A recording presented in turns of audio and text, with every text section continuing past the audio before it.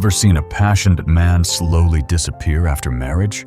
His freedom, friends, and dreams gone. Not by accident, but by design. Every man grows up believing marriage is the beginning of forever. But for most, it becomes the slowest form of self-erasure. Look around. That confident friend who used to laugh with you every Friday night? Now he's a shadow, checking in, checking out, always checking. With his wife. His hobbies?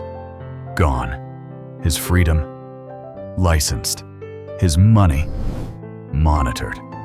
And here's what should scare you. It doesn't feel like a trap. It feels like love. Because this system doesn't chain you by force. It hands you the leash and convinces you to hold it proudly. What if marriage isn't the start of a love story, but the slow death of a man's freedom? How many men have you seen, vibrant, ambitious, alive, become smaller, quieter, unrecognizable? Once they're married, friends disappear. Free time vanishes into chores. Dreams dissolve into obligations. Even his money stops being his. It becomes ours, with her holding the final say. And here's the part no one dares say out loud. This doesn't happen by accident. It happens by design.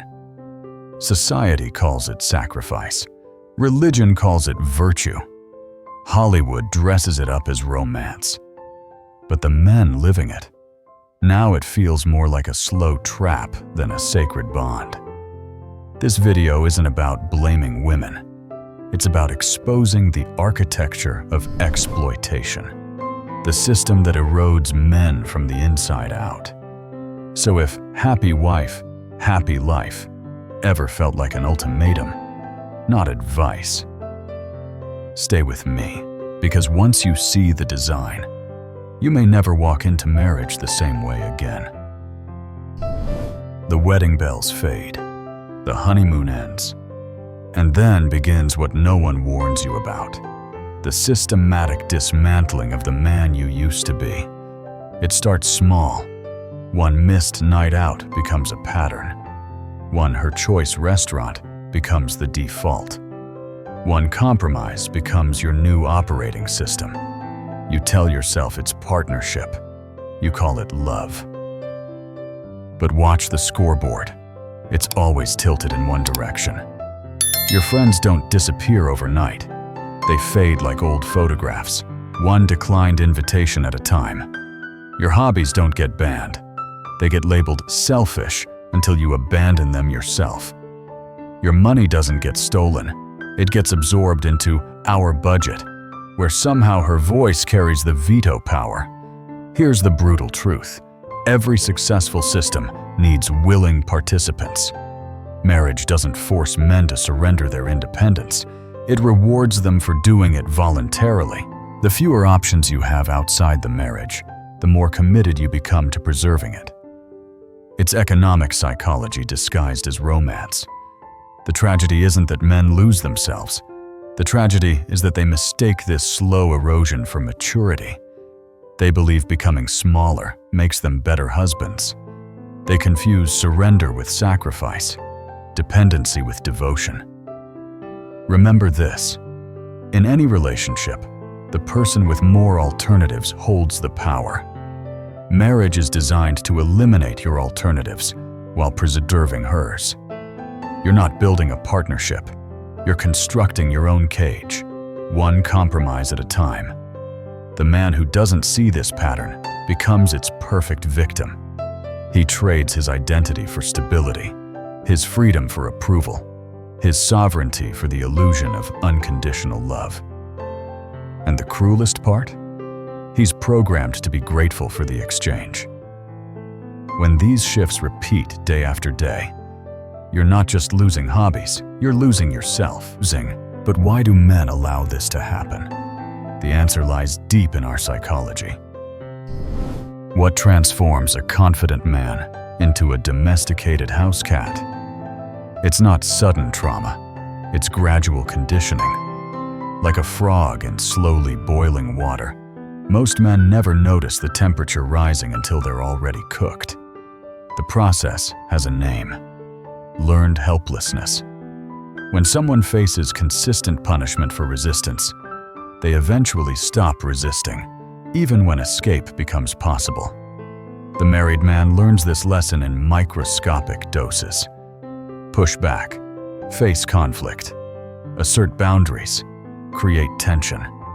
Stand your ground, endure the silent treatment. The math is simple. Resistance costs energy. Compliance brings peace. Over time, the path of least resistance becomes his default operating system. He stops fighting for his needs because fighting has been conditioned out of him. But here's where psychology gets sinister. The victim doesn't just accept the system, he begins to defend it. Call it domestic Stockholm syndrome. The man starts identifying with the very structure that diminishes him. He tells other men that this is what real love looks like. He insists that sacrifice is sacred, that losing yourself proves your devotion. Why does this happen? Because admitting the truth would mean confronting years of self-betrayal. It's easier to defend the prison than to acknowledge you built it yourself. Society accelerates this process. Movies glorify the man who gives up his dreams for domestic bliss. Religion sanctifies self-erasure as the highest form of love. Other men, already trapped themselves, sell the same story to avoid facing their own defeat. The brutal reality: you're not just fighting one person. You're fighting an entire system designed to extract your compliance. And the weapon it uses against you is your own nobility, your own desire to be a good man, twisted into a tool of your own subjugation. The man who sees this clearly faces a choice: continue the performance or break the script. Most choose performance. It's safer. It's socially approved. It's everything except free. Here's the hardest pill for men to swallow. A woman's love is not unconditional. It's conditional on your utility. This isn't cruelty. It's biology. For 200,000 years, women who attached themselves to useful men survived. Women who loved men regardless of their value often didn't. That programming didn't disappear because we invented modern dating. It just got more sophisticated. Watch the pattern. She loves your ambition when you're climbing. She loves your stability when you're providing. She loves your strength when you're protecting. But let your utility fade. Lose your job, your health, your drive, and watch how quickly unconditional love develops conditions. The statistics don't lie. Women initiate 80% of divorces. They're not leaving because love died. They're leaving because the cost-benefit analysis shifted. Sometimes they think they can secure better terms elsewhere. Sometimes they've extracted maximum value from the current arrangement. Either way, the decision is economic, not emotional. Think like a cold analyst. Why would someone who truly loves you unconditionally be so eager to leave when your utility drops? Why would someone who values you for who you are suddenly develop new standards when your income disappears? The answer is uncomfortable, but liberating. You were never loved for who you are. You were loved for what you provide. This explains why divorce doesn't end the extraction. It institutionalizes it. Alimony ensures your utility continues, even after your access ends. Child support guarantees you'll fund a family structure you no longer belong to. The system is designed to make your value portable, so it can follow her wherever she goes next. Here's your power. Once you understand this dynamic, you stop taking it personally. You stop begging for permanence from someone whose biology was never designed to provide it. You start thinking strategically instead of emotionally.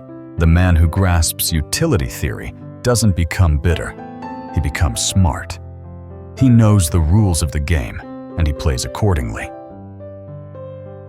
If financial extraction is the visible wound, psychological warfare is the invisible one. Marriage doesn't just drain your wallet.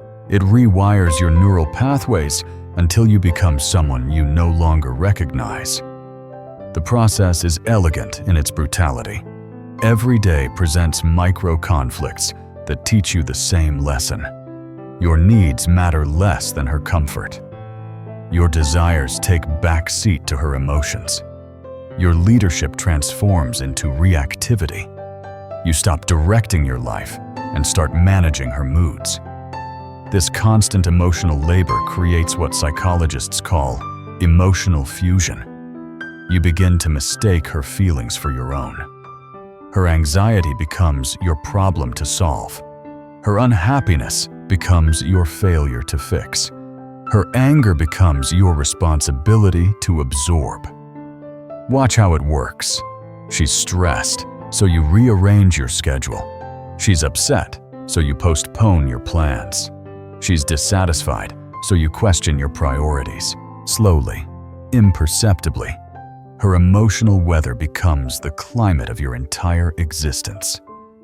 The tragic irony? The more you adapt, the less she respects you.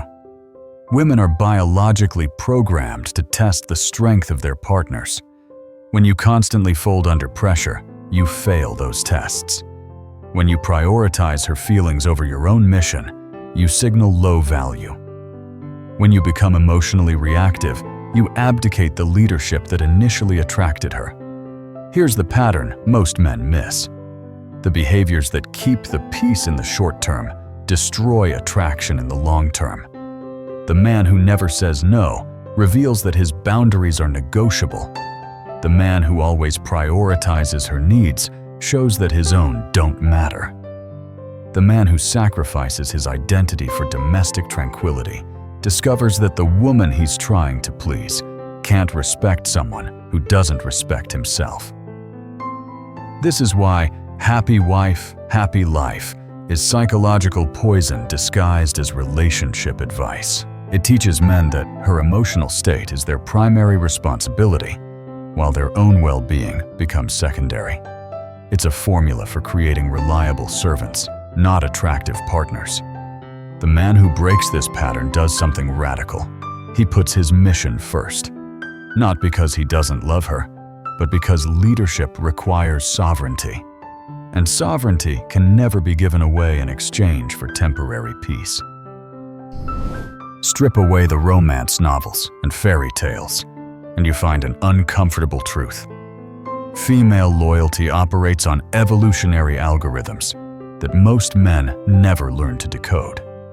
For millions of years, women who could accurately assess male value and adjust their loyalty accordingly had better survival outcomes. That software is still running. It doesn't care about your feelings, your efforts, or your good intentions. It responds to signals of strength, resources, and genetic fitness. Here's what this means practically. When you demonstrate high value, confidence, success, social proof, her biology floods her with attraction chemicals. When you display low value, neediness, failure, desperation, those same chemicals shut off. She doesn't choose this response any more than you choose to be attracted to youth and beauty. It's hardwired. This is why women are attracted to men other women want. It's not conscious competition, it's social proof processing. Her brain reads other women's interest as validation of your genetic quality. Conversely, if no other women desire you, her unconscious mind questions what she might be missing. The loyalty paradox. The more you need her validation, the less valuable you appear to her instincts. The more you chase her approval, the more she wonders why you lack options. The more you prove your devotion through sacrifice, the more she questions your worth in the sexual marketplace. This explains the phenomenon every man has witnessed, but few understand. Women leaving good men for obviously inferior partners. From a logical standpoint, it makes no sense. From a biological standpoint, it's perfectly consistent. The inferior man displayed more confidence, maintained stronger boundaries, or simply seemed less available. All signals of higher genetic value. The strategic implication? You cannot negotiate with female biology. You cannot logic your way into lasting attraction.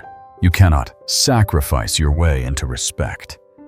The only path to genuine feminine loyalty is through demonstrating authentic value, not through words, but through being the kind of man that other women want and other men respect. Understanding this doesn't make you manipulative, it makes you realistic. And reality is the foundation of all successful strategy. The greatest lie sold to modern men is this: marriage will make you happy. It's a lie because it reverses cause and effect. Happy men might enhance their happiness through partnership. Unhappy men seeking completion through marriage only multiply their misery. Arthur Schopenhauer understood something most men never grasp. True happiness comes not from gaining what you desire, but from needing less to begin with. Apply this to relationships, and the picture becomes crystal clear. The man who needs marriage to feel complete has already surrendered his power. Consider the psychology. If your happiness depends on another person's behavior, you've made yourself hostage to forces beyond your control. Every mood swing becomes your crisis. Every conflict becomes your emergency. Every threat to the relationship becomes an existential threat to your well-being. Contrast this with the man who treats relationships as enhancement rather than requirement. He enters partnerships from abundance, not scarcity. He offers value because he chooses to, not because he has to. His happiness is internally generated, making him magnetic rather than needy. Here's the counterintuitive truth. The less you need a relationship to survive emotionally, the stronger that relationship becomes. Women are drawn to emotional independence the same way they're repelled by emotional dependency. Self-sufficiency signals genetic strength. Neediness signals genetic weakness. This is why the art of not being deceived becomes crucial. Most men listen to what women say rather than watching what they do. She might claim she wants vulnerability and emotional availability, but her behavior consistently rewards the opposite. She might insist she values sensitivity, but she sleeps with the man who maintains his mission regardless of her approval. The deception is often unconscious. She genuinely believes she wants a man who puts her first until she gets one. Then her biology kicks in, reads his behavior as weakness, and her attraction evaporates. She doesn't understand why she's no longer interested in this perfect man who gives her everything she asked for. The wise man ignores her words and tracks her actions. He builds his happiness independent of her approval. He offers himself as a complete person rather than seeking completion through her. And in doing so, he becomes the kind of man that biology compels her to choose, not because she has to, but because she can't help herself.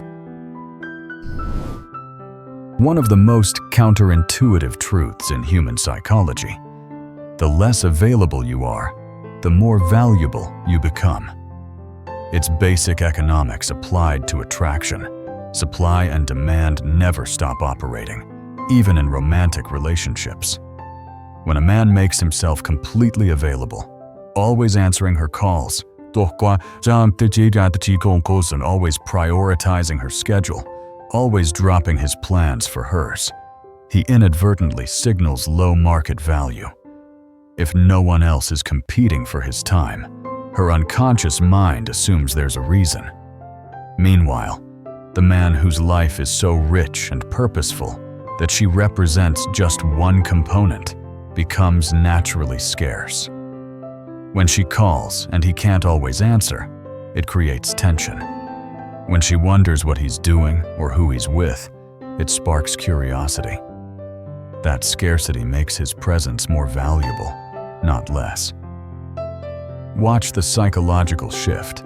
Instead of being the pursuer, she becomes the pursued. Instead of judging his worth, she feels compelled to prove hers. This role reversal taps directly into her evolutionary wiring, the chase that her biology was designed to find irresistible. But understand the difference between strategic scarcity and artificial manipulation. The powerful man isn't playing games or ignoring her to create drama. His scarcity is natural because he genuinely has a life worth living that extends beyond any single relationship. His unavailability stems from purpose, not tactics. This is why mission matters more than relationships. The man whose identity centers around his woman becomes unattractive precisely because he has no other center. The man whose mission burns so brightly that everything else orbits around it, including her, becomes irresistible because he represents strength rather than neediness. Most men do the opposite. They make her the sun of their solar system and wonder why she loses interest in a planet with no light of its own. They flood her with attention before she's earned it, give without boundaries before she's invested, and make themselves completely available before she's proven her value. The result is predictable. She grows bored, not because she's cruel, but because abundance kills desire. When something is too easy to obtain, too readily available, too eager to please, human nature stops valuing it. This isn't personal, it's psychological law. The man who masters strategic scarcity discovers something profound. You don't have to chase to be desired. Quality naturally creates its own demand. Excellence automatically generates scarcity. And scarcity, properly understood, is just another word for power. Every woman unconsciously runs a continuous testing protocol on the men in her life. These aren't deliberate manipulations. They're biological imperatives designed to assess whether you're strong enough to protect her and any potential offspring.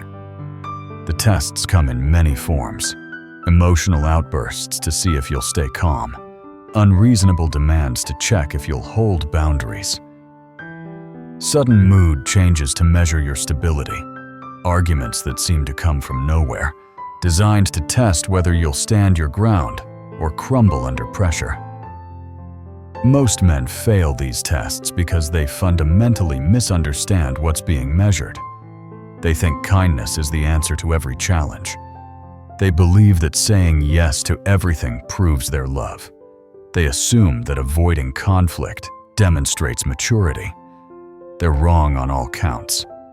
What's actually being tested is your strength, your consistency, your ability to remain centered when everything around you becomes chaotic. A man who never says no shows that his boundaries are negotiable.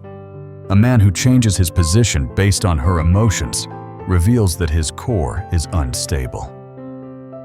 Here's the paradox that breaks most men's brains. The more you try to make her happy in the moment, the less she respects you over time. The more you sacrifice your position to avoid conflict, the more she questions your leadership. The more you prove your devotion through submission, the more her biology reads you as weak. But passing the tests doesn't require becoming cruel or indifferent. True strength is calm, not cold. A strong man can be generous without being weak, loving without being possessed, kind without being exploitable. He gives because he chooses to, not because he has to. His generosity flows from abundance, not scarcity. The key insight: she's not testing to see if you'll give her what she wants. She's testing to see if you'll hold your frame when pressured to abandon it. Her unconscious mind needs to know that when real challenges arise, you won't fold under pressure. This is why the nice guy approach fails so spectacularly. Nice guys think they're being tested on their willingness to please. In reality, they're being tested on their ability to remain unpleasing when necessary. They think submission proves love. In reality, sovereignty inspires respect. The man who understands this framework doesn't fear the tests, he expects them. Each challenge becomes an opportunity to demonstrate his strength, not a threat to be avoided. And paradoxically, this strength, not his weakness, becomes the foundation of genuine intimacy. The deepest chain that binds any man is his need for external validation. As long as his sense of worth depends on someone else's approval, he can never be truly free. He becomes a puppet dancing to strings he doesn't even see. This need for validation turns men into performers rather than leaders. They modify their behavior based on her reactions. They adjust their opinions to match her preferences. They sacrifice their authenticity for her approval. And in doing so, they become exactly the kind of man that biology compels her to reject. The brutal irony: the more desperately you seek her validation, the less valuable that validation becomes to you, and the less likely you are to receive it. Women are attracted to men who seem complete without them, not men who seem incomplete without validation. Building genuine self-worth requires what can only be called psychological sovereignty, the ability to determine your own value independent of external feedback. This means developing an identity so solid that temporary disapproval feels irrelevant compared to your larger mission. How do you build this? Through competence, achievement, and purpose. Through becoming genuinely skilled at things that matter. Through developing a mission that burns so brightly that other people's opinions become background noise. Through creating value in the world that exists independent of any single relationship. The man who achieves this sovereignty experiences a profound shift in his relationships. He can finally love without desperation. He can give without expecting something in return. He can walk away without fear because his worth doesn't depend on anyone else staying. This doesn't make him cold. It makes him powerful. When you enter a relationship from abundance rather than scarcity, everything changes. You don't cling because you don't need to. You don't beg because you have options. You don't sacrifice your identity because your identity is secure. Women can sense this difference immediately. The needy man broadcasts his desperation through 1,000 micro-signals. The sovereign man radiates confidence through his simple presence. One repels, the other attracts. Most men never reach this level because they're afraid of being alone. They trade their freedom for companionship, their sovereignty for approval, their mission for validation. But the man who kills his need for external worth discovers something remarkable. He becomes the kind of person others naturally want to be around. Not because he needs them, but precisely because he doesn't. What keeps men trapped in this cycle isn't just individual psychology. It's an entire system designed to extract their compliance. Call it the marriage industrial complex, a web of cultural institutions, economic incentives, and social pressures that profit from male domestication. Follow the money. Wedding industries generate hundreds of billions annually. Divorce lawyers feast on failed marriages.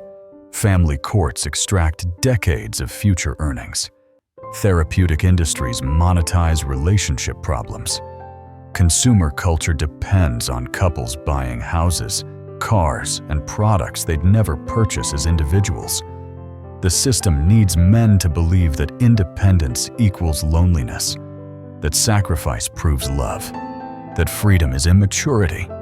It needs men to voluntarily surrender their sovereignty in exchange for social approval. Because a man who chooses himself threatens the entire economic model. This is why society labels self-directed men as immature, commitment-phobic, or dangerous. These aren't moral judgments. They're economic necessities. The system cannot survive if men refuse to trade their purpose for stability. But here's what the marriage industrial complex doesn't want you to understand. Independence is not loneliness. It's choice.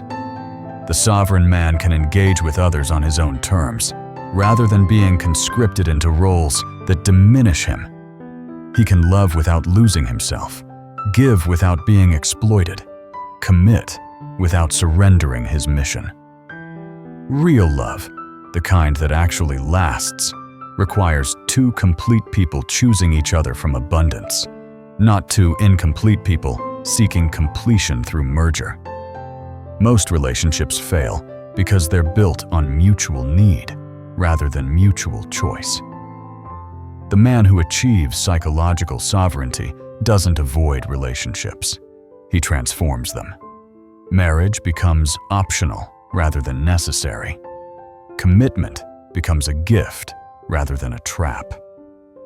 Love becomes enhancement rather than requirement. This is the power society fears. Once men understand that they can be complete without external validation, the entire system of extraction breaks down. They stop trading their freedom for approval. They stop sacrificing their mission for domestic peace. They stop accepting bad deals simply because they're afraid to be alone. From that place of genuine strength, authentic love becomes possible. Not the kind built on chains and dependence, but the kind that flows from freedom and choice. And freedom, properly understood, is not the absence of love, but the foundation that makes real love possible. The choice stands before every man. Remain conscripted in a system designed to diminish you, or claim the sovereignty that was always yours to begin with. You were taught that marriage is love, that sacrifice is noble, that devotion guarantees safety. But here's the truth no one told you. Love becomes slavery the moment it demands your identity. The world will shame you for choosing yourself. But what they really fear is a man who can't be controlled. So you face a choice. Keep playing a rigged game, hoping the rules change. Or walk away from the table and build your own kingdom. Most men wait too long to realize the cost, but those who see clearly reclaim something priceless, not just freedom, but the power to love without losing themselves.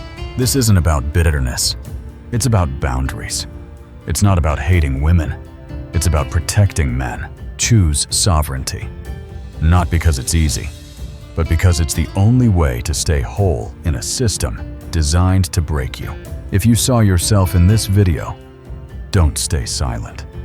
Share this with a man you care about.